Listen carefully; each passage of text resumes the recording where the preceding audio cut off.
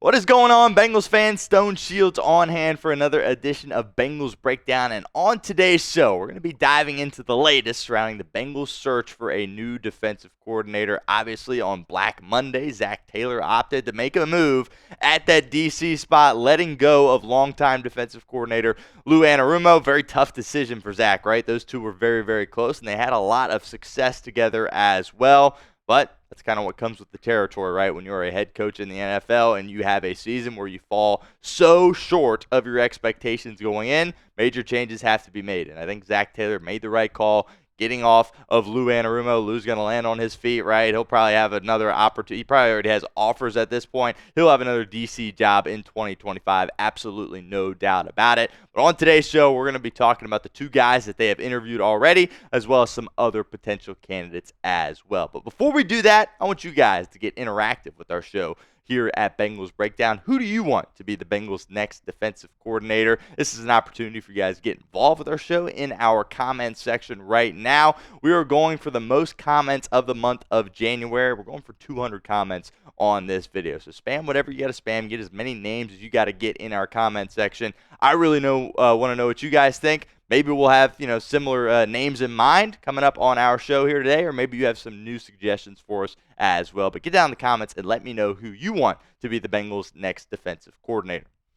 All right, got this news yesterday from Tom Pelissero of NFL Network. He talked about two guys that the Bengals had plans to interview, and this, of course, happened yesterday, and I have been told that this interview with Patrick Graham did indeed go down yesterday with the Cincinnati Bengals. Patrick Graham, of course, the defensive coordinator of the Las Vegas Raiders. He's kind of in limbo right now because his head coach, Antonio Pierce, was let go. So he has the opportunity to seek interviews elsewhere. But again, he doesn't really know his status at this point. Raiders haven't hired a new head coach, so there's a chance that he could be coming back to Las Vegas at that defensive coordinator position. But Cincinnati, Zac Taylor, opting to interview Patrick Graham. This is a guy that's well-respected around the National Football League. He's had some stops along his journey. He is 45 years of age, so he's got some experience, no doubt. And he comes from that Bill Belichick tree, right? As you can see there, he spent 6 or 7 years with the New England Patriots in some kind of role. I had several different roles, was just kind of a defensive assistant.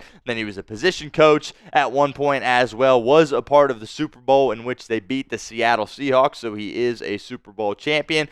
And from there, he's had success in other spots as well. Was with the New York Giants for a couple of years, 1 year with the Green Bay Packers, also a year with the Miami Dolphins, a couple with the New York Giants, again, a second stint as the DC of the New York Football Giants. And then, of course, the past couple of years has been the defensive coordinator for the Las Vegas Raiders. So he's a guy that's been around the block and a guy that I think Zac Taylor has a lot of trust in. And you can see that in terms of him being the first guy that Zac Taylor opted to interview. Leads us to the pinned comment of today's video. Would you hire Patrick Graham as the Bengals defensive coordinator? Let me know. Type Y for yes or N for no in the comments section. If that ad comes here on YouTube, that's totally fine. Take advantage of it. Get down in the comments. Let us know what you think. All right, let's take a look at what exactly Vegas did defensively. Now, we know Vegas is picking very high in the 2025 NFL Draft. Why? Because they didn't win many football games. You take a look at some of these stats here defensively. They didn't do much for you either on that side of the ball. Now, that necessarily isn't an indictment on Patrick Graham and his abilities as a DC. They don't really have a great, personnel there on the defensive side of the ball. Obviously, they got a star, Max Crosby, one of the best defensive players, if not the best defensive player in the National Football League. But beyond that, lots of holes on that roster. But I don't know, personally, if he is the guy that I would want to bring in if I am the Cincinnati Bengals. I'm looking for a guy that is a little bit younger, right? Not that 45 is old by any means, but I want a young, hip guy that's going to come in, and I want a guy that's kind of been on a heater, right? Patrick Graham really hasn't been on a heater. I understand that, he might be a great coach, a great coordinator, whatever, but as far as, how his teams have performed in recent years, he's really at the bottom of the league as far as defenses go when he's leading the Las Vegas Raiders. So hopefully Zac knows something that maybe we don't, but when you just take a look at the numbers, it's hard to get excited about a guy like Patrick Graham to really come in, and you're sitting there looking at him like, how is he going to be better than Lou Anarumo? It's tough to kind of come to that conclusion when you see the stuff that he has done in his career to this point. Second guy that we are going to talk about, the Bengals interviewed Demarcus Covington today, who is the DC of the New England Patriots. Of course, the New England Patriots are also in a head coaching search right now, so he's kind of in limbo, doesn't exactly know what his future is going to hold. He has the opportunity to interview elsewhere as well. And the Bengals made that interview here on Wednesday with Demarcus Covington. Here's what Covington has done as far as his NFL history goes. He is also a New England Patriots guy, and all of his NFL experience has come with the New England Patriots. He's 35 years of age, so he's 10 years younger than Patrick Graham. I think a lot of people view him as a potential up-and-coming guy. But again, let's take a look at what New England did defensively this season. Yeah, hanging out at the bottom of the league in a lot of these categories as well. Granted, they're picking high in the draft again. Had an opportunity to be the first overall pick, which they squandered away as they beat Buffalo the final week of the season. But obviously, you take a look at these numbers, and you aren't blown away by any of this stuff either. So, look, two guys that the Bengals have interviewed right now. Me personally, look, I don't know these guys. I'm not a football coach. I haven't talked football with these guys, right? But seeing what they have done, it's hard to really get excited about either one of these candidates. I was a big fan of Lou Anarumo. I think Zac made the right call in saying, you know what? It wasn't good enough the past 2 years. We have to make a change at that position. But I'm looking for a significant upgrade from Lou Anarumo, and it's really hard for me to say that either one of these two guys would be able to do that for me at this point. We'll continue with our show here in a moment, but first, want to give a shout out to our friends over at Game Time, because today's show is presented by Game Time. Really encourage you guys to check out some postseason NFL tickets over on Game Time. I've had the opportunity to go to a few postseason Bengals games in my life. How do we get our tickets at Game Time? And they make everything so easy for you. Was at the Bengals Raiders game when they snapped their streak, right? The first game that they won when they were on their way to the Super Bowl a couple of years ago was absolutely electric. Game Time got us our tickets in the most quickest way possible, was very efficient and no hoops to jump through. Really encourage you guys to check them out. They have a new feature called Game Time Picks that filters out the fluff to show you only incredible deals on great seats so you don't have to waste time searching through thousands of tickets. Game Time Picks is the easiest way to find and buy tickets to live events. My two favorite features on Game Time: the seat views. Get a panoramic view from your seat in the app before you buy with Game Time. Secondly, the event cancellation protection. You're going to a concert, the artist cancels on you, that's totally fine. Game Time is going to reimburse you your money. So take the guesswork out of buying tickets with Game Time. Download the Game Time app, create an account, use code CHATSPORTS for $20 off your first purchase. Terms apply. But again, create an account, redeem code CHATSPORTS for $20 off. Download Game Time today. What time is it? It's game time. All right, when we made our original Lou Anarumo replacements video, we talked about Al Golden, who, of course, is the current defensive coordinator of the Notre Dame Fighting Irish. He's getting ready for a college football semifinal game against Penn State tomorrow night. And Golden, of course, served as the Bengals linebackers coach for 2 years. One of those years, the Bengals found their way in the Super Bowl in large part thanks to how their linebackers were playing late in that season. I view him as a potential top candidate for the Cincinnati Bengals at this defensive coordinator position, but he had some interesting comments the other day as he was kind of getting interviewed by the press in the lead up to this semifinal game against Penn State. Here exactly is what Al Golden had to say. He said, "Look, it took us 30 years to get here," meaning Notre Dame, "to this point. I'm not worried about anything else but how to stop Penn State." And I mean that. Two really good backs, a tight end that is dominant. We just talked about the quarterback and a scheme that is really, really challenging. That's the only thing we're focused on right now. I've talked to nobody. I can't even get out of the facility right now. We just had the shortest week of the year. Now look, this just sounds like a coach that is absolutely locked in, right? And he should be. He's got probably the biggest game of his career on the horizon tomorrow night. His defense is the main reason that Notre Dame is in this position. He wants to be locked in. He wants to limit those distractions, and he wants to make sure his side of the ball with Notre Dame is locked in as well. So I totally get that, but I'm not sure if I'm buying his remarks. You mean to say that Zac Taylor hasn't reached out to him whatsoever since he has made this firing of Lou Anarumo on Monday?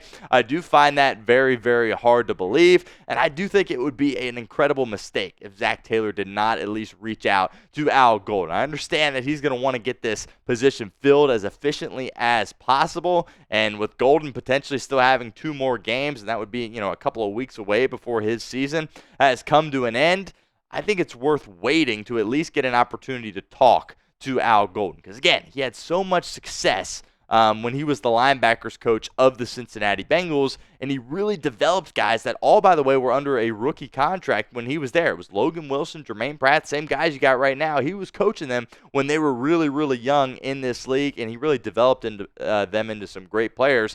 If you remember that linebacker unit, when you went to the Super Bowl, they were flying around making plays. Cincinnati needs that group in particular to get back to that form in 2025, and Golden could be a guy that could certainly help them do that, as well as aid the development of all your other young players on that side of the ball as well. Let me know in the comment section. You buying these comments from Al Golden? You really think that the Bengals and him have not spoken whatsoever, at least shared a text message or an email or something like that? Let me know. Type A for yes or B for no in the comment section right now. All right, James Rapine of SI, All Bengals on YouTube, Cincinnati Bengals Talk. Used to work with him at my previous job. He does incredible work covering the Cincinnati Bengals. He had 3 candidates that we're going to talk about here to kind of close out today's show. First guy is Robert Saleh that he talked about, and Rapine seems to be really excited about Saleh being a potential candidate for the Cincinnati Bengals.